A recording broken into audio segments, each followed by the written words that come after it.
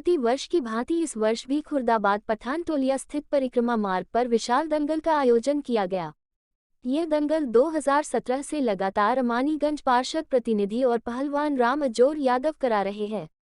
दंगल का उद्घाटन नगर आयुक्त विशाल सिंह के द्वारा किया गया। मुख्य अतिथि के रूप में सपा के पूर्व मंत्री पवन पांडेय शामिल हुए। दंगल के आयोजक अमानीगंज वार्ड के पार्षद प्रतिनिधि रामजोर यादव ने बताया कि 2017 से लगातार दंगल का आयोजन किया जा रहा है। इस दंगल में पूरे भारत के नामी गिरामी पहलवानों ने हिस्सा लिया है। पहलवानों ने अपने दंगल के दांव पेंच से दर्शकों का मन मोह लिया। दंगल का उद्घाटन नगर आयुक्त विशाल सिंह के द्वारा किया गया। दंगल कराने का मुख्य उद्देश्य क्षेत्र के नौजवानों में कुश्ती के प्रति ऊर्जा प्राप्त हो, लोग नशा और अन्य बुराइयों को छोड़कर कुश्ती के प्रति रुझान बढ़े तथा आगे देश और प्रदेश में नाम रोशन कर सके। यह दंगल समस्त क्षेत्रवासियों के सहयोग से कराया जाता है। इस दंगल में रामदेव पहलवान, राम भवन यादव, रमेश यादव, धर्मेंद्र यादव सीआरपीएफ, ओमवीर पहलवान, रितेश पहलवान, शरद पाठक बाबा, ब्रिजमोहन दास, सुल्तान अंसारी आदि लोग उपस्थित रहे।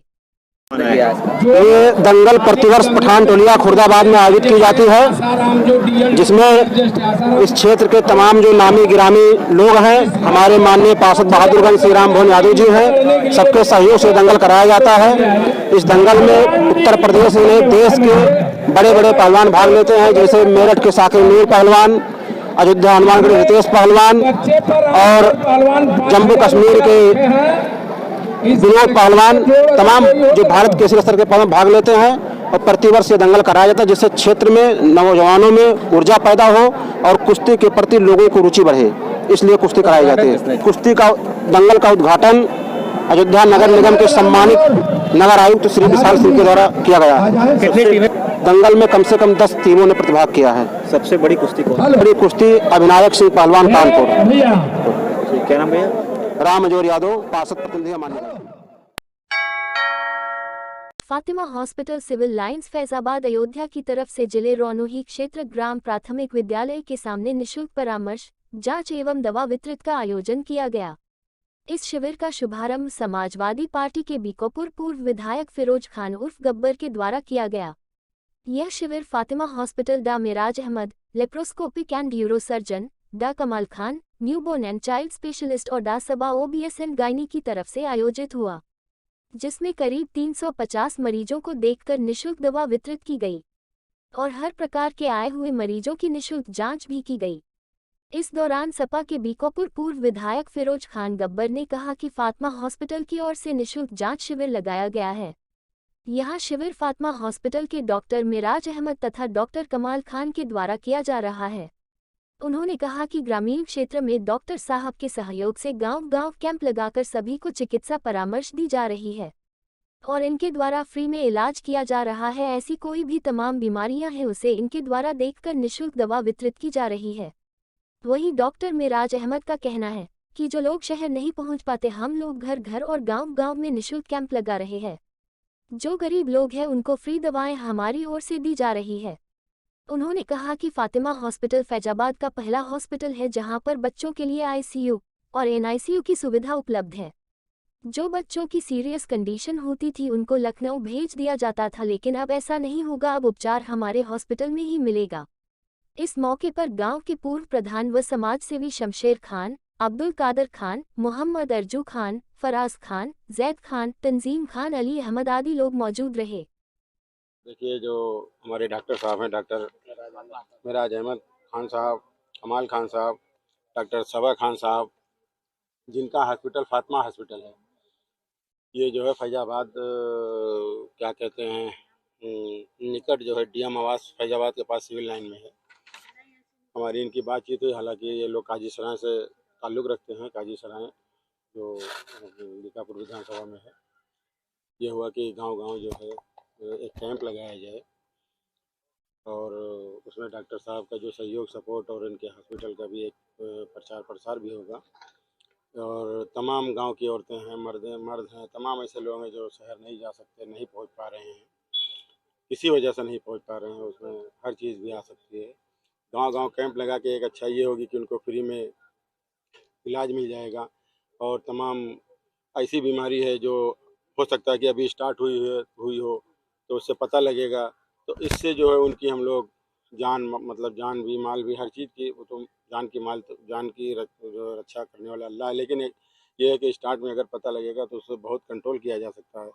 और इस तरह की जो तहरीक चला रहे हैं डॉक्टर साहब, ये बहुत खुशी है कि हर गांव में इस तरह का प्रोग्राम लगेगा। इससे जो है तमाम लोगों को दवाएं मिलेंगी और उससे उनको जो परेशानी है वो परेशानी दूर होगी। इस तरह का हम लोग सोच रहे हैं कि हर गांव में चलाया जाए।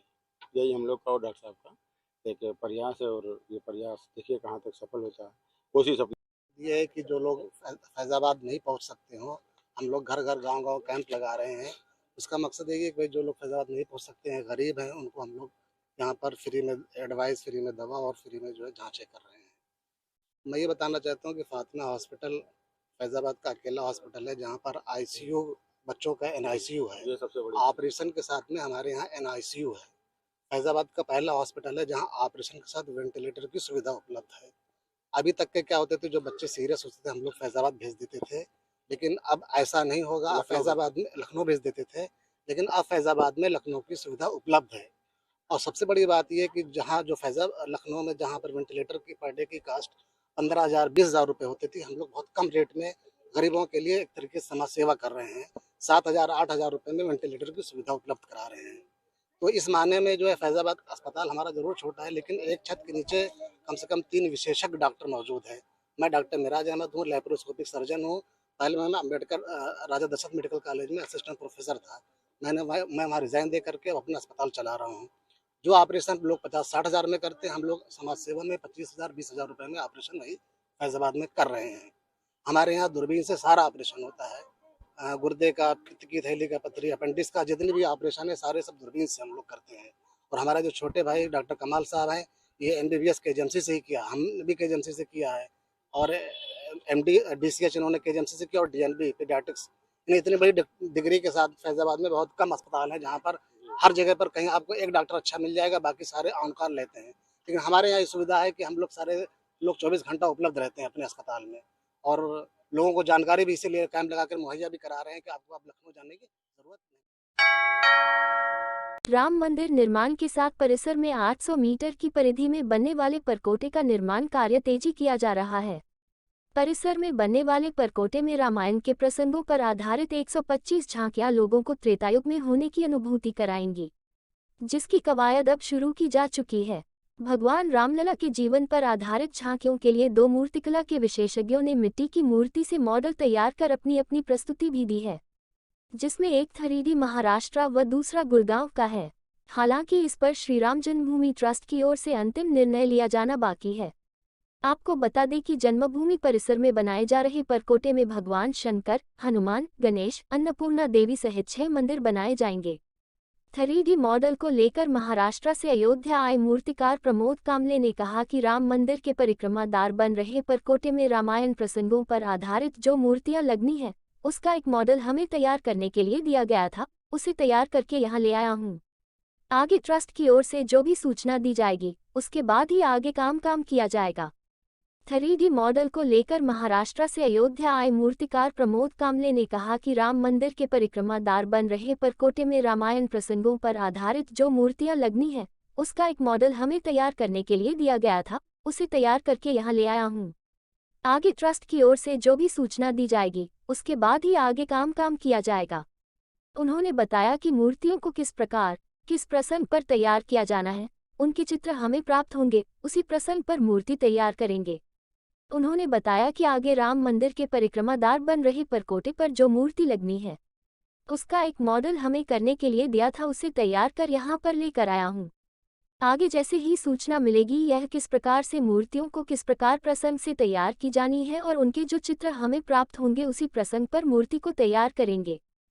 मैं प्रमोद कामले नगर महाराष्ट्र से आया हूँ और जो परिक्रमा मार्ग पे मंदिर के ऊपर जो शिल्पाकृति लगनी है, उसका एक मॉडल हमें करने के लिए दिया था, वो मॉडल लेकर आया हूँ यहाँ पे।